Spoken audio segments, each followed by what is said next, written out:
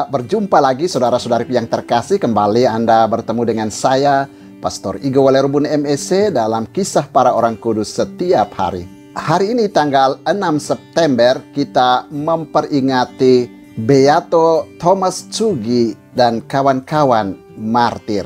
Thomas lahir di Omura, negeri Jepang, dari sebuah keluarga Kristen. Kesaksian hidup para misionaris yang berkarya di tanah airnya menarik perhatiannya sejak kecil.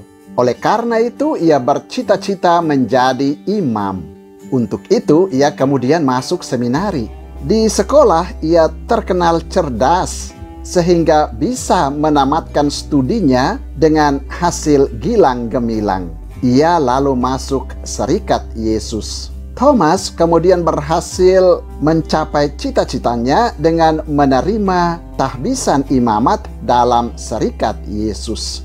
Kecerdasannya benar-benar terbukti dalam karyanya sebagai imam. Ia terkenal sebagai seorang imam yang rajin dan pengkhotbah ulung yang fasih berbicara. Ketika terjadi aksi penganiayaan umat Kristen dan penghambatan besar terhadap karya misi, Thomas mengungsi ke Makau. Namun ia tidak dapat bertahan lama di sana. Mengingat saudara-saudaranya yang mengalami berbagai penderitaan dan kekejaman karena iman mereka dari penguasa setempat, ia akhirnya mengambil keputusan untuk pulang dan menderita bersama-sama dengan mereka.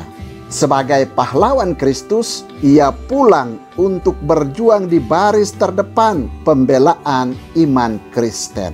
Tidak lama kemudian setelah ia tiba di Omura, ia ditangkap oleh polisi dan diseret ke dalam penjara bersama dua orang kawannya.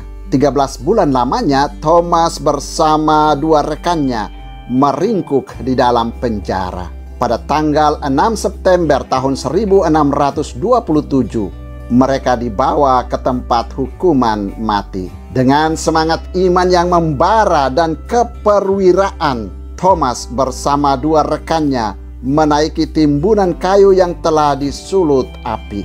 Kepada ribuan orang yang datang untuk menyaksikan pembunuhan atas mereka, Thomas memberikan wejangan iman mengenai Yesus Kristus.